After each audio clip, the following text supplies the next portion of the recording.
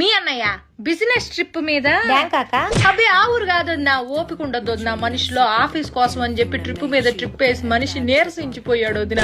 అందుకే ఈ దేశంలోనే అదేదో ఊరమ్మా గోవా వెళ్తున్నాడు ఈ మధ్యన. ఆ ఊరు కంటే ఈ ఊరు ప్రయాణం సులువుట చిటుక్కుమంటూ వెళ్తాడు వదిన. లగేజీ కూడా పెద్దగా ఏం ఉండదు వదిన.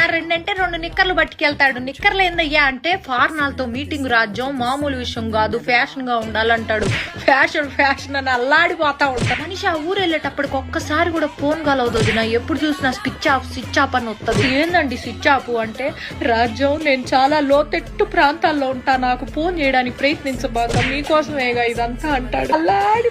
ఎప్పుడైనా ఫోన్ సిగ్నల్ దొరికి ఏం చేస్తున్నా అయ్యా అంటే మందు వేసుకుంటున్నా రాజ్యం అంటాడు. ఊరిని మందు కాదయ్యా మందులు వేసుకుంటున్నా అనాలి. పని ధ్యాసలో పడితే ఈ మనిషి ఏం మాట్లాడతాడో తెలియదు, అల్లాడిపోతా ఉంటాడు. నువ్వు నా మొదటి పెళ్ళానివి, నా రెండో పెళ్ళంతో నేనున్నాను ఇప్పుడు గోవాలో అన్నాడు. బీపీ డౌన్ అయిపోయింది వదిన నాకు.